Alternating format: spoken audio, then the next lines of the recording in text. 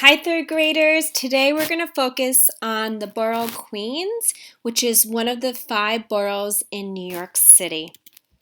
Well, where is Queens in relationship to the other boroughs? Well, we know now that Queens is a borough of New York City, and Queens is the easternmost borough of the 5 boroughs, and geographically it is on Long Island.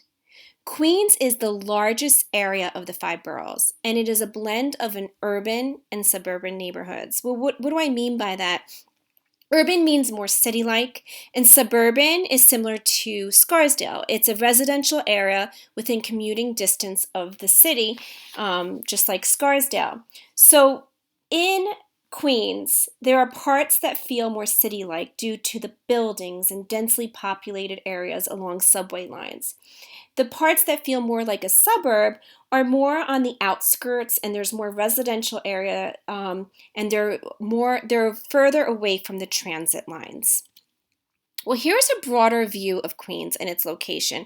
I thought it was important to see, well, where is Long Island now? Because we've been talking about Westchester and the 5 boroughs. So here is Long Island, and Long Island has 4 counties. Queens is not only a borough, but as you can see on the map below, Queens is one of 4 counties that are on Long Island, New York. And you can see it here in the orange. Okay, now the next question might be, well, how did Queens get its name? Well, Queens is named after Queen Catherine of Braganza, the wife of King Charles II of England. In the late 1600s, King Charles of England took control of the New York City area from the Dutch. And back then, remember, New York was named New Amsterdam because the Dutch are from the New Netherlands, so Amsterdam is the city. And then once King Charles took over, he changed the name from New Amsterdam to New York in honor of his brother, the Duke of York, in 1664. So there's a little history behind there to show you how New York got its name.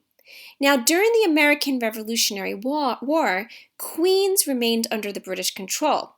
Therefore, there is a historical reason behind its name. So it's just a fun fact for you. Now, today, Queens is home to many people. 2.3 million people live in Queens.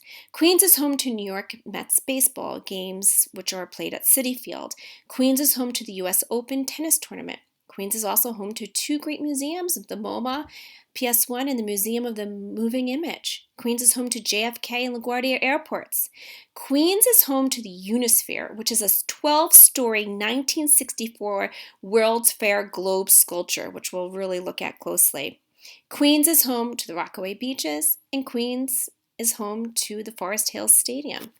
Now, I want to just show you a 2-minute clip quickly, just to give you the culture and the feel of Queens. So let's watch this together first.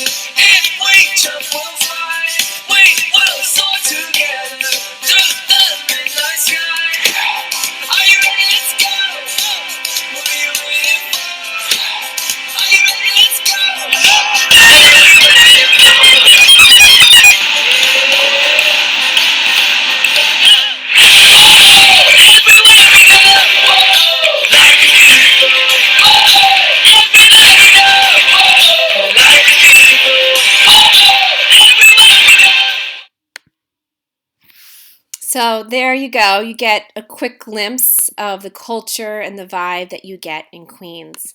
Now, while you're driving from Scarsdale to Queens, these are just some of the signs that you might see on your way there. And we're going to focus on some of the landmarks and understand them a little bit better. But before we do that, I'm going to go back into present mode.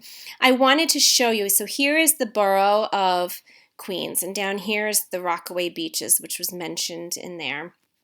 There are so many neighborhoods here, too many to really explain and go through in just a few days. So I want you to also see here. Here is the outline of Queens. Okay, and what I wanted to show you here is, here's the Bronx that we talked about before. So coming from Scarsdale, you could take the Thrognext Bridge over to Queens, you could take the Whitestone, or you could take the Triborough, which is now called the RFK Bridge as well. All right, so it's just to see how do you get to Queens. Now, Chinatown is in a city in Flushing, which is in Queens. And this is, downtown Flushing is the largest urban center in Queens and home to the second largest Chinatown in New York City. So you just get off the 7 subway or the Long Island Railroad at Flushing Main Street, and steps away, you're right there in the crowds. The downtown sidewalks pulse with people of all nationalities, but it's predominantly East Asians, specifically Chinese and Koreans. So signs in Chinese are at least as prominent as those in English. This Chinatown, though, is a real American fusion. For food, there's everything from McDonald's and Chinese seafood restaurants to street vendors selling fried noodles. For drinks, there's Starbucks, and then there's your bubble tea cafes. The shopping ranges from the standard Old Navy and upscale Benetton to Chinese bookstores, herbal medicine shops, Asian groceries, and music stores that stock the latest hits from Shanghai. So Chinatown in Flushing is home to this vibrant middle class and blue-collar community, and it is wealthier than the Chinatown in Manhattan. The Korean and Chinese immigrants began to settle in Flushing by the late 1970s and have predominantly been there since the 1980s. Many of the Chinese arrivals to Flushing have come from Taiwan, Southeast Asia, and even Latin America from earlier immigrant groups. The representation of the extended Chinese community makes the eating possibilities in Flushing most delicious. Okay, so the commercial heart of the area is the intersection of Main Street and Roosevelt Avenue, and it extends for several blocks in all directions. And further south on Main Street, the majority of the stores cater to the South Asians, the Pakistanians, the Indians, the Afghans, who also call Flushing home. So east of Main Street on Northern Boulevard is the Korean community, where they are also congregated. So you can see the diverse cultures that are here in Chinatown. Now, Chinatown,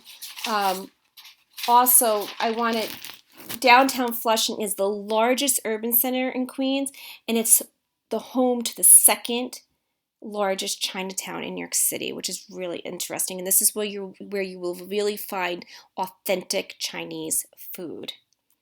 Now, today, what I want you to do, we want you to complete a couple things. We want you to watch a video on Chinatown to learn more about its culture. So here's the video for you. We also want you to watch a video to learn more about Queens and their neighborhoods. It goes pretty quickly. It's about a 9-minute video, but we would like you just to understand the different pockets of communities and what they look like in Queens. And last, you're going to complete 3 questions on Queens on Seesaw. So remember, all the directions will be on Seesaw, and it's a similar activity you did for the Bronx, so you'll be familiar with it. So boys and girls, we hope that you like so far what you see with Queens and you're learning a lot. Tomorrow we will focus on Flushing and Corona Park and Flushing Meadows. There's a lot to be seen there. So enjoy your exploration today, and we hope that you like what you've learned.